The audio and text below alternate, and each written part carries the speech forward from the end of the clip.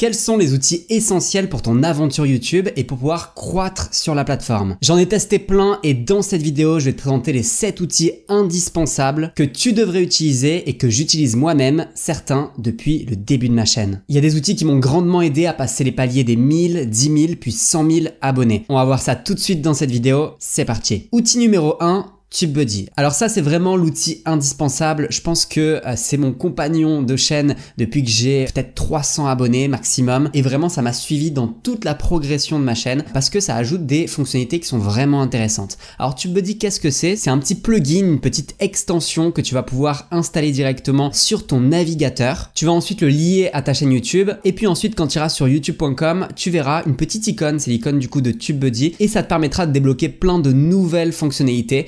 Donc parmi les très intéressantes, il y a celle-là, Keyword Explorer, vraiment une très bonne fonctionnalité que moi j'utilise depuis le début de ma chaîne. Ce que ça fait, c'est que ça te permet de chercher des idées de vidéos qui vont pouvoir se référencer sur la plateforme et ensuite tu auras des spectateurs qui trouveront tes vidéos par la recherche YouTube et ça te permettra du coup d'avoir du trafic, des vues et des abonnés qui viennent de vidéos qui sont référencées. Donc là pour faire un test, on va mettre comment faire de la guitare. Imaginons que tu as une chaîne YouTube qui parle de ça, qui apprend aux gens à jouer de cet instrument. Donc là tu vois déjà qu'on me propose plein d'autres choses. Faire de la guitare électrique débutant, pour enfants, pour débutants, facile, avec 4 cordes. Donc ça peut déjà te donner des idées. On va appuyer sur Explore. Et puis tu vas avoir un score qui est de 65 sur 100 et ce score il est en fonction du volume de recherche et aussi de la compétition. Il faut bien entendu qu'il y ait un bon volume de recherche de la part des spectateurs, que la vidéo que tu vas créer soit une vidéo qui soit demandée par les gens, mais aussi qu'il n'y ait pas trop de vidéos qui soient déjà sur le marché. Si t'es pas très fort en anglais, tu peux juste faire clic droit sur ton navigateur et aller ici dans traduire en français et puis tu auras du coup l'explorateur de mots-clés qui sera traduit. Ici tu as aussi plein d'autres recherches associées qui peuvent te donner des idées et du coup voilà, cette fonctionnalité, moi personnellement, elle m'a énormément aidé. Je pense qu'elle peut énormément aider quand tu as une nouvelle chaîne et que tu dois créer plein de vidéos, tu sais pas exactement quel titre choisir, quels mots-clés peuvent être intéressants pour pouvoir créer là où les vidéos qui vont t'aider à décoller.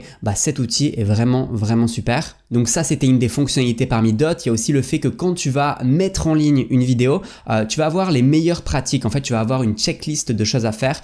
Donc là, on me dit ajouter des sous-titres. Il y a aussi des choses que je me suis moi-même mis comme programmer un post communauté, un post Telegram et compagnie. Ça t'aide aussi à choisir des tags quand tu mets en ligne une vidéo. Tu dois en choisir et là, tu vois, il y a plein de tags qui sont recommandés. Tu as l'embarras du choix et tu as un score aussi à côté de chaque tag, 81, 90 et compagnie. Et puis, si tu appuies sur le petit bouton ici, tu as plein d'autres fonctionnalités. Tu as les shorts suggérés qui sont une fonctionnalité un peu IA. Dans tous les outils qu'on va avoir dans cette vidéo, ils mettent de plus en plus de fonctionnalités avec l'intelligence artificielle. Donc ça peut être intéressant pour avoir des idées de shorts par rapport à ta vidéo. Et puis tu peux même faire de l'A/B testing. Donc là tu vois que moi j'en ai fait une sur cette vidéo et on peut voir le résultat du test. En fait moi j'avais testé 2 miniatures différentes qui sont assez similaires. Pour le coup c'est surtout la flèche qui change et aussi la disposition de l'icône YouTube dans la miniature. Et tu vois qu'elles ont été testées. La première miniature a eu un taux de clic de 5,19%. La seconde a fait un petit peu moins bien. Donc du coup le résultat du test fait que j'ai gardé cette miniature. Tu as aussi plein d'autres choses.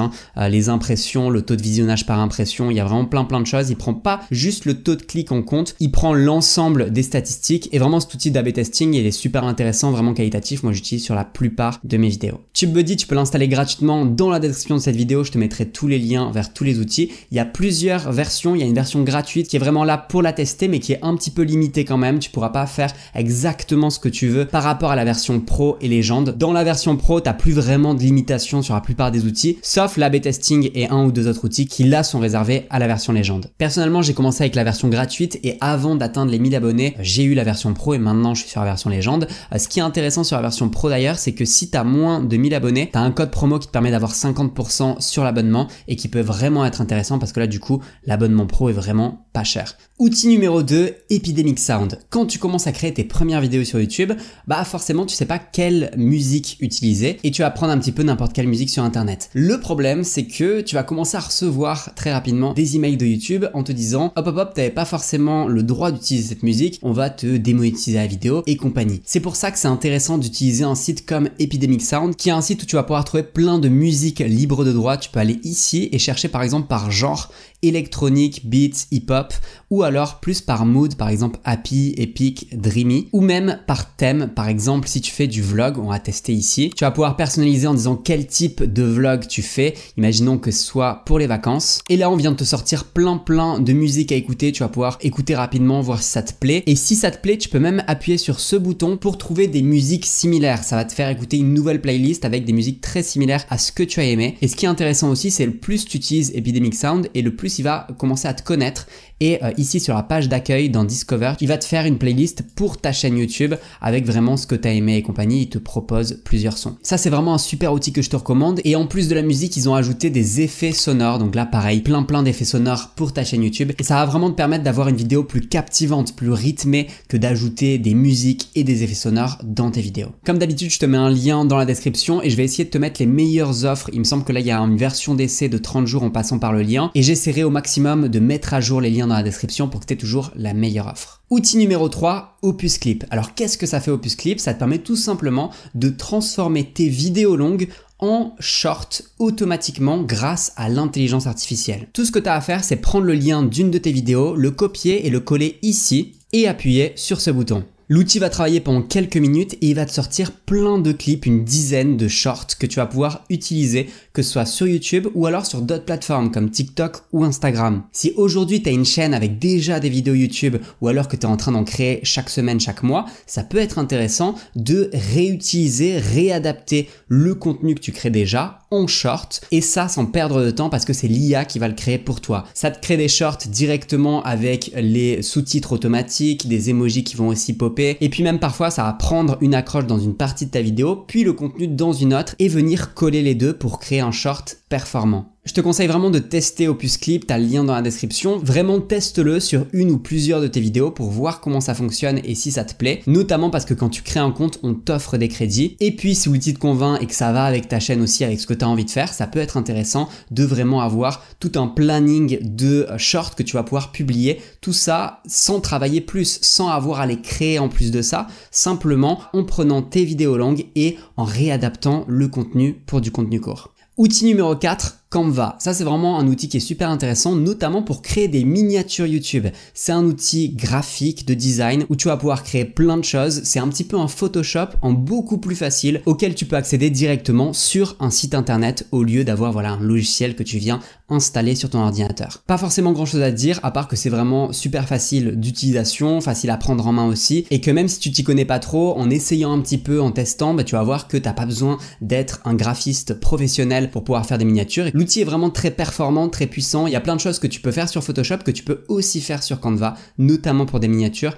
C'est rare d'être bloqué vraiment. Moi, j'utilise les deux. J'utilise aussi Photoshop parce que je me suis formé quand j'étais plus jeune et compagnie. Mais en vrai, c'est super rare les moments où je suis bloqué. Je me dis, ok, je suis obligé d'utiliser Photoshop. Dans la plupart du temps, Canva, c'est largement suffisant et ça peut être un super compagnon pour ton aventure YouTube. Outil numéro 5, ArtGrid. Alors là, c'est un petit peu la même chose que pour les musiques libres de droit, à part que maintenant, c'est des vidéos libres de droit. C'est super intéressant, notamment si quand tu crées une vidéo, t'as pas envie que pendant 10-15 minutes, on te voit juste toi parler à la caméra, sans qu'il y ait des moments un petit peu qui viennent illustrer tes propos. La manière la plus facile d'illustrer les propos, c'est en utilisant des vidéos libres de droit. On appelle ça aussi des b-roll et ça permet vraiment d'avoir un petit peu plus de rythme dans la vidéo quand tu parles de quelque chose en particulier, qu'il y ait vraiment une image qui arrive à l'écran. Ce site te permet exactement de faire ça, de trouver des vidéos libres de droit pour illustrer tes propos et voilà, vraiment tu as de tout. Tu peux écrire exactement ce que tu veux, ce que tu cherches. Par exemple, on va reprendre le coup de la guitare. Et t'as vraiment plein de vidéos libres de droit par rapport à la guitare. Tu peux laisser ta souris dessus et tu vois directement un aperçu de la vidéo. Et puis surtout, t'as des filtres pour chercher un petit peu mieux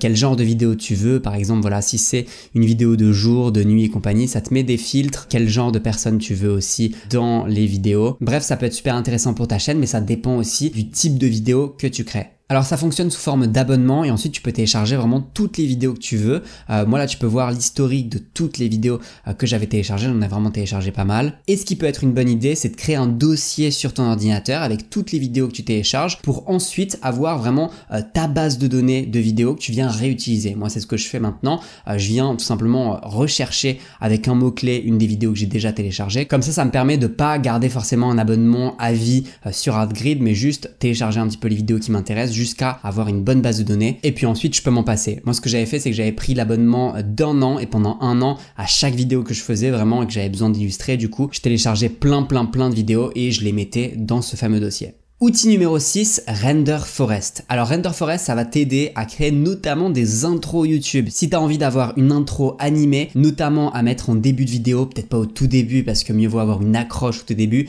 mais voilà, avoir cette première accroche et puis ensuite ta petite intro avec le nom de ta chaîne et compagnie et ce que tu fais, ça peut être intéressant d'utiliser ce site internet avec plein d'intros que tu vas pouvoir créer sans logiciel compliqué, tu vois, comme on voyait tout à l'heure avec Canva pour pas utiliser Photoshop.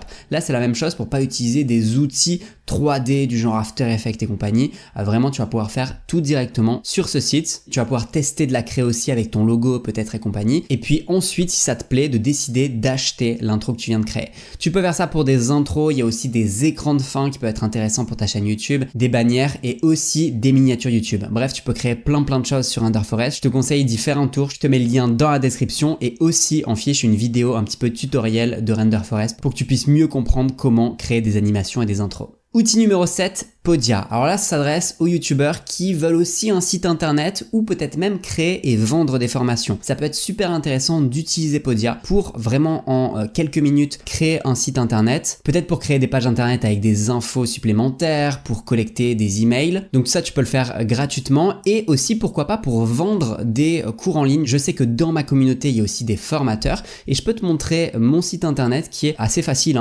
avec toutes mes formations en ligne que je vends du coup sur le site. C'est vraiment pas compliqué de créer un site comme ça et ça t'offre aussi un espace, tu vois, pour se connecter, notamment pour les élèves qui suivent les formations et vraiment tout l'espace est super beau pour suivre la formation. Podia, c'est vraiment l'outil que je te recommande si tu as envie de créer des formations, créer un site internet et compagnie.